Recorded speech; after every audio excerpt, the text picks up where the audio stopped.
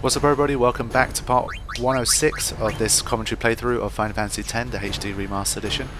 And if you've been following thus far, you will know that I have been collecting the Celestial Weapons. And thus far I have Tidus, Wakka and Riku, who are the three main players for me right now. But I will move on to Lulu's Celestial Weapon now, the Onion Knight. And in order to get the Onion Knight, first of all you need the Celestial Mirror, so head to part 96 to find out how to get that. But if you have the Celestial Mirror, then you're ready to go. And what you will need to do is to find the hidden location of Barge Temple. I will put the coordinates up as an annotation, and I think if you go to part 90, then you will see Barge Temple in action for the first time. Yeehaw! Here we go! So if it's your first visit to Barge Temple, what will happen is you will jump into the water and you will encounter Giosgano, who was the big kind of boss that we fought early on, that kind of the battle ended very early and it tried to swallow Tidus and all that kind of stuff. So this time we come back for revenge. But because I've already been to the Barge Temple to deal with some of the other side quests, like getting Anima and all that kind of stuff, I've already defeated the boss here, so it's going to be plain sailing. So once you're in this water in the Barge Temple, I have no idea where it is, but you have to swim around and it's pretty well hidden. So I would recommend just kind of swimming around in the corners and mashing X, and hopefully it should pop out from somewhere. So I don't think it's visible on screen as a chest, so you have to just look around for it, but you will find it eventually. It's down here somewhere. If I can find it, I swear I remember it being around here somewhere, or near this entrance over there. It's got to be here. Yep, there you go. Okay. Yep. I always think it's a bit of a shame that with the other ones you get to see the character kind of, you know, being pleased about getting their celestial weapon, but Lulu, because it's underwater, we don't get to see Lulu, which I'm not happy about. I think that's a bit unfair. Anyway, okay, we now have the Onion Knight, but just like all the other celestial weapons, it's useless. And for Lulu, because she is a bit of a goddess of beauty, we need to get the Venus Crest and the Venus Sigil. So, how do we get the Venus Crest? The Venus Crest is very easy. In order to do that, we need to head to Guado Salam and take another trip to the far plane. Because, you know, Lulu is a kind of... she still seems to have a lot of things out there in the far plane that she wants to get off her chest. And she seems to be a very kind of reminiscent, melancholic person, so kind of makes sense.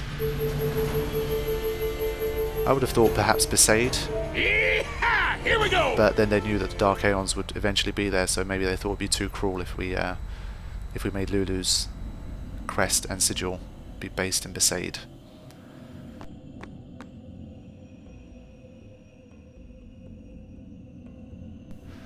Okay, so there should be a little cutscene here. Why are you in Guado Salam? What business have you here? You want to start something? If it would please you to harm a defenseless old man, then burn me, boil me, it matters not. Huh? Lord Seymour is gone. No lord rises to take his place. The Guado merely wait for sin to come and finish us off. Why should I care what you do to me? Oh. If it meant rejoining Lord Jiskel and Lord Seymour, then your taking off my head would be the greatest kindness. What the hell? He's such an annoying guy. I really hate him. I don't feel sorry for him one bit. I'm sorry.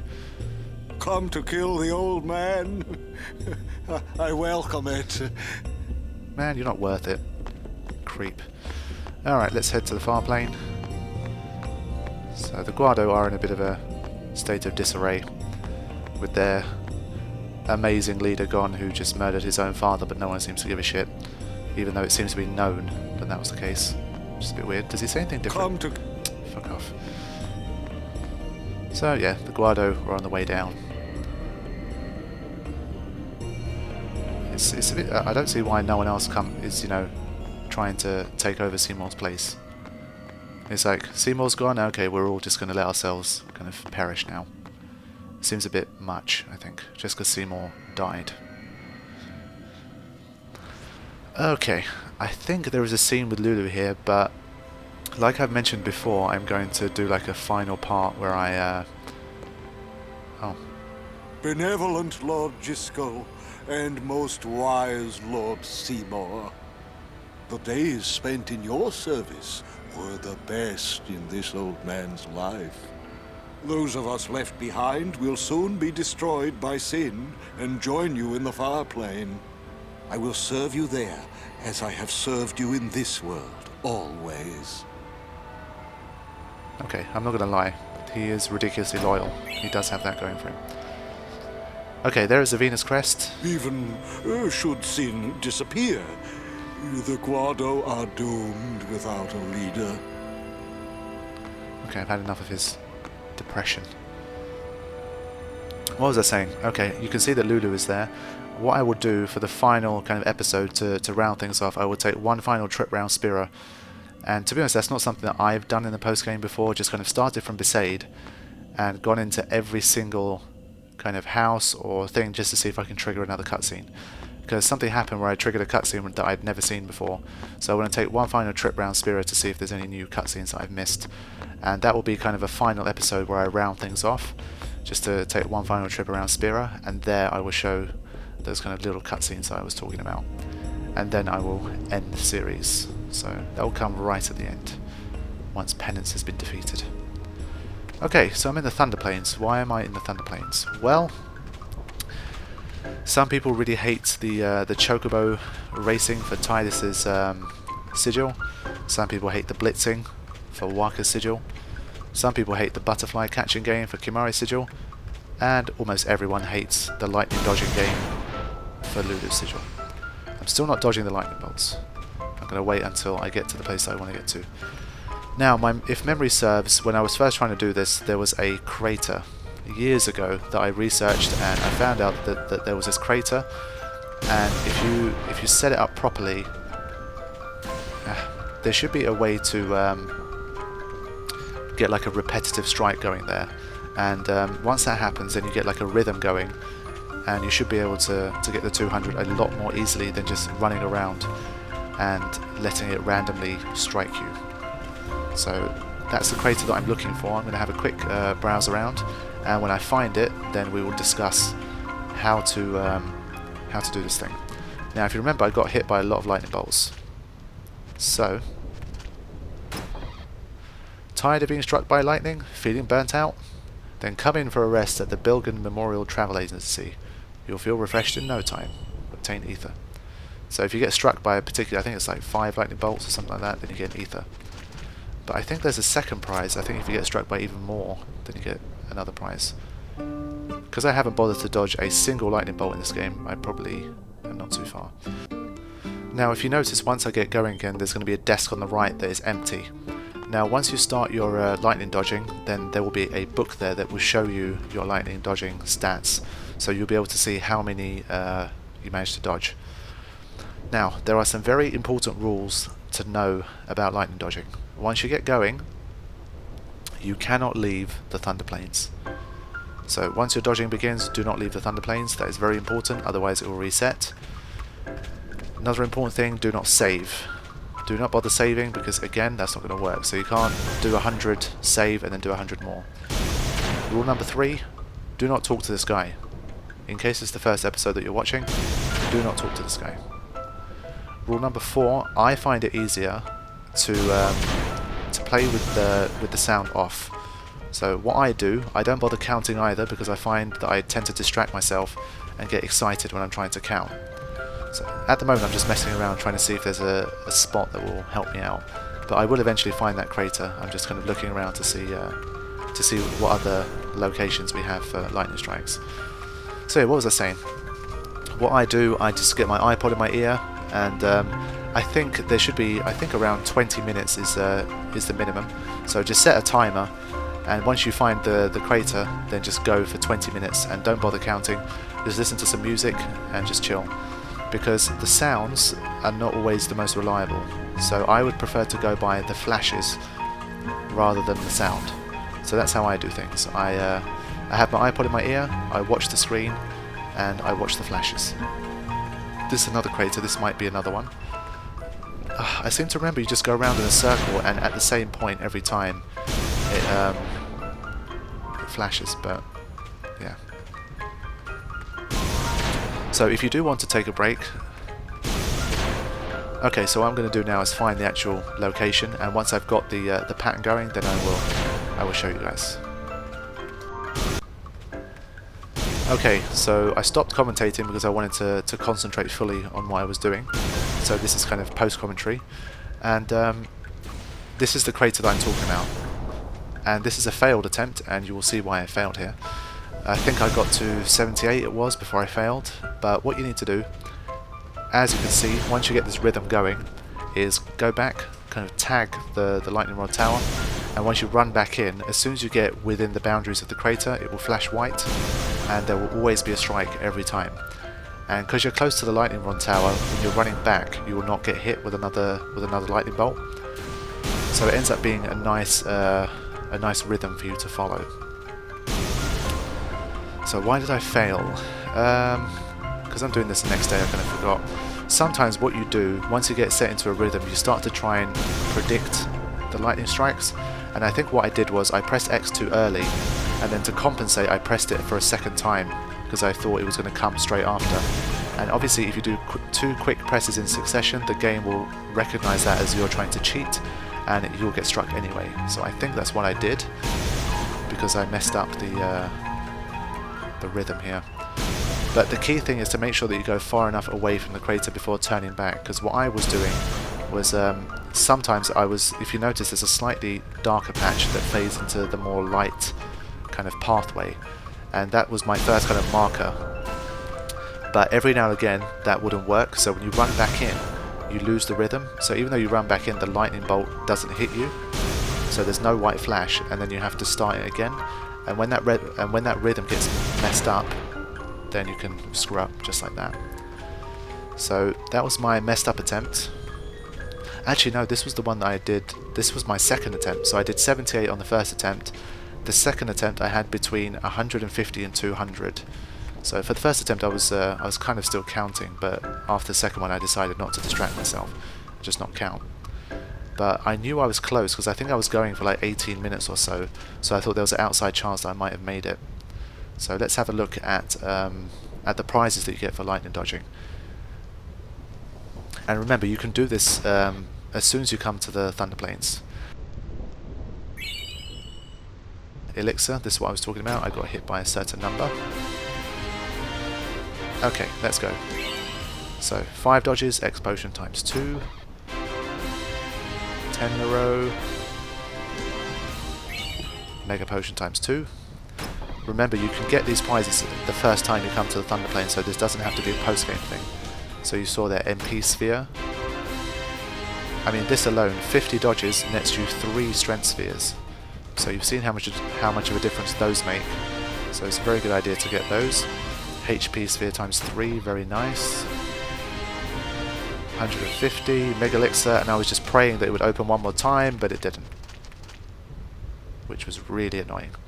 So now if you head into the agency and you check that little book, you'll be able to see how close you got.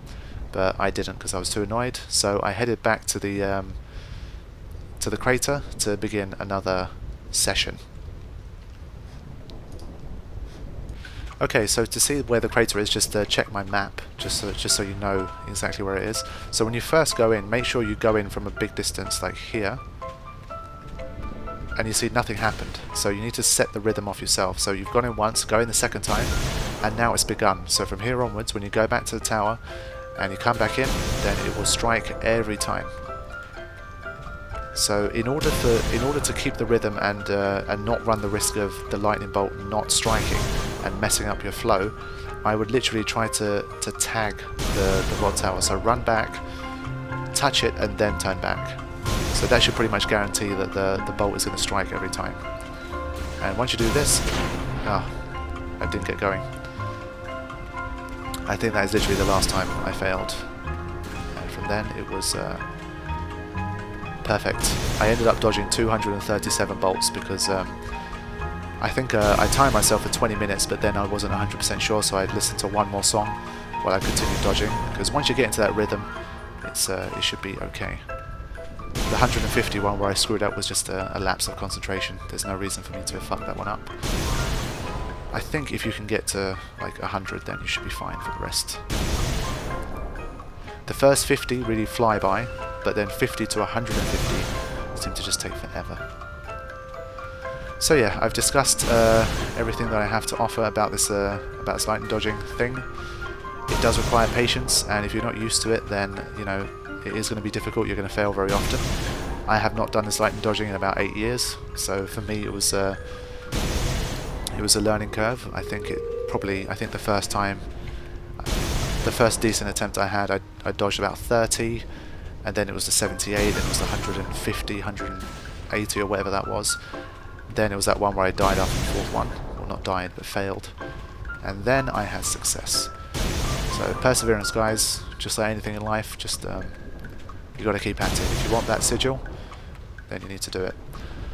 But I guess the interesting thing to say, if you want the celestial weapon and you want to power it up just for the sake of doing that, you know, having that achievement completed, then that's fair play. But for Lulu, I mean, most of the time, because she's you know, she's the magic user of the group, you could probably customize a celestial weapon for her that will be just as good, because you're not going to be physically attacking. You don't really need the ignore defense, you know, hidden ability that the celestial weapons have. So you could just customize something with break damage limit, MP booster, not MP booster, magic booster, magic plus 20, and 1 MP cost, and that's pretty much the best kind of magic weapon that you can get for the game.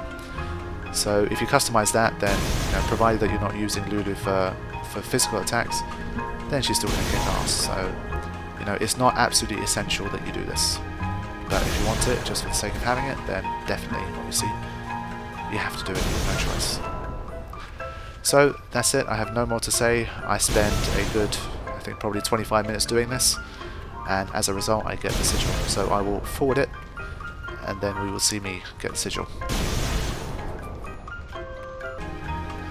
Okay, surely I must be done now. I think I must be well over, I would say about 14. Okay, fucked up anyway. One way or the other, we're going to find out. Hopefully it should be enough. I think it's fine. I purposely went an extra few minutes just in case it wasn't enough. So I think it took me maybe 23 minutes, 25 minutes just to make sure that I had enough in the bag. Just as a note, if you do want to take a break, you know, you really need to go to the toilet, or you want to drink or something, then when you're running back, you know, while you're in that pattern, then you can stand next to the lightning rod tower and take a break there and set it off again once you're ready. So you can take a break if you want. But there we go, Venus Sigil, and you do get a trophy for it. So if you're a trophy hunter, then you have no choice but to get hold of that trophy. But that's it. One of the most annoying sigils around. I know of a lot of people that just simply didn't bother with it because it was just it was too difficult. And I think some people complained about their TVs just not playing ball with this kind of thing. So I'm not sure if this is a problem for the HD remaster or if it's just the PS2 version. But people who played the PS2 version on their HD TVs were struggling with the timing, and a lot of them fixed the problem by moving back to kind of old school CRT TVs. So I know that's not an option for everyone, but if it's a real nightmare for this, to do this thing, then maybe something like that might actually help. I'm not sure, but I do remember hearing people say that the timing wasn't quite as good as it should be with the HD TVs. So switching to something else might help your cause. Okay, this is a little book that I was talking about. Let's check it out. Tyus' record: 768 lightning bolts have been struck, 675 have been dodged, and 237 in a row.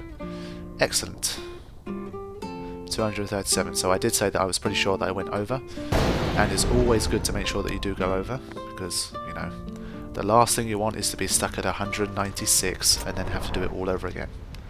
So just make sure I would say just keep a 25-minute timer, because if you can do it for 20 minutes, then you can do it for 25. So keep a timer for 25 minutes, or just pick 6 songs, I would say. Just make a playlist of 6 songs on your iPod that you want to listen to, and then once those 6 songs are over, unless they're really short songs, unless they're average like 3 minutes, then you should have enough.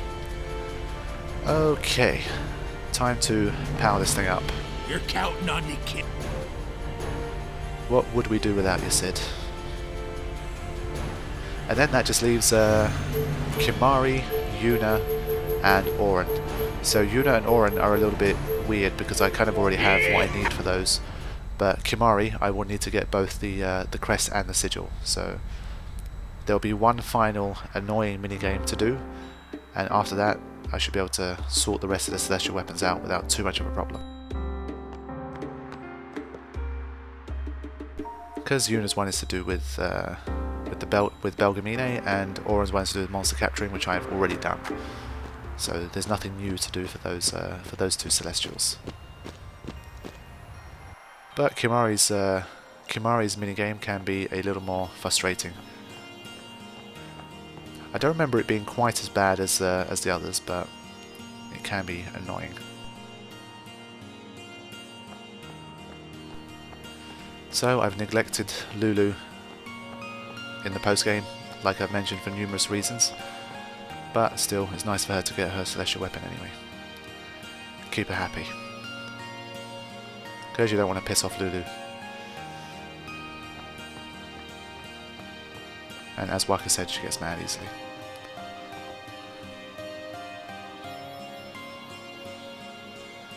Let's give it to him.